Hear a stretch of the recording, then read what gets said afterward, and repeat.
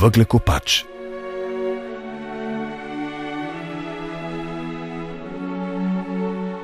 Надоле, надоле, надоле, в студените бездни слезни, където тела полуголи се гърчат край черни стени.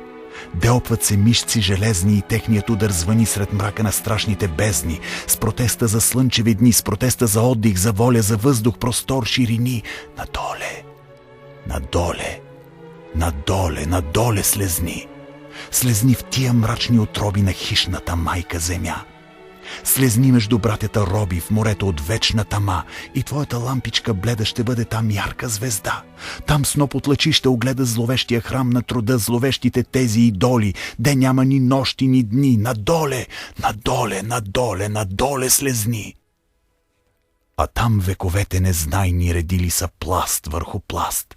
Те с пластове мрачни, безкрайни, прострени навсъде край нас, които живота изтъка от каменен черен килим, които са хладни кът мъка и крият и огън и дим.